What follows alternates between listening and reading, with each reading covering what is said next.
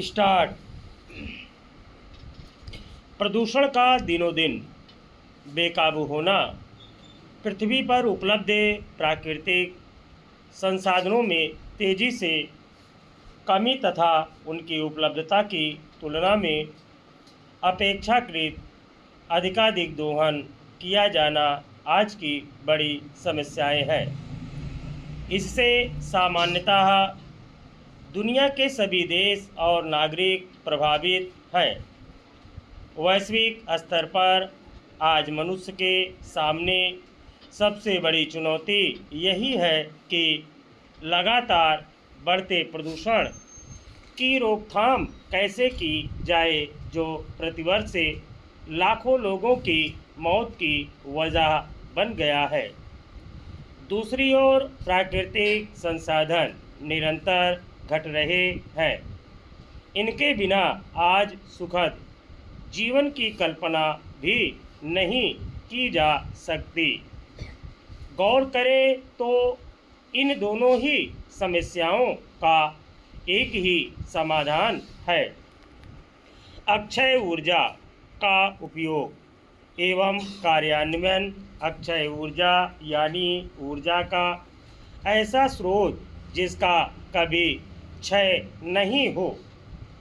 यह ऐसी स्वच्छ ऊर्जा है जो वातावरण की स्वच्छता को न केवल बनाए रखने में सहयोगी है, बल्कि आज की वैश्विक पर्यावरणीय चिंताओं से मुक्ति दिलाने में भी सहायक है।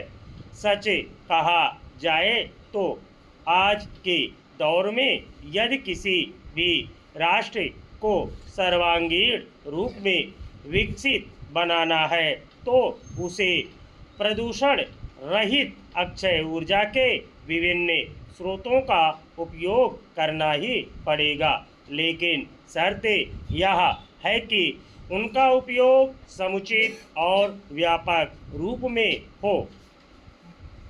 दरअसल पृथ्वी पर ऊर्जा के परंपरागत संसाधन तथा यथा कोयला, पेट्रोलियम और कच्चा तेल, प्राकृतिक गैस और लकड़ी इत्यादि सीमित मात्रा में है, जबकि सदियों से इनका अंधाधुंध दोहन किया जा रहा है। उदाहरण के लिए भारत सहित विश्व भर के कई देश बिजली जैसी ऊर्जा की बुनियादी ज़रूरतों को पूरा करने के लिए अपने सीमित और परंपरागत संसाधनों पर निर्भर हैं।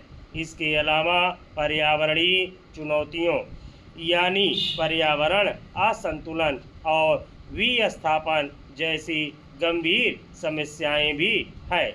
ऐसे में यदि ऊर्जा के इन परंपरागत संसाधनों का समुचित उपयोग नहीं किया गया और इनका इसी प्रकार लगातार दोहन किया जाता रहा तो ऐसी आशंका है कि निकट भविष्य में ऊर्जा के ये संसाधन समाप्त हो जाएंगे और दुनिया भर में ऊर्जा का गंभीर संकट पैदा हो जाएगा।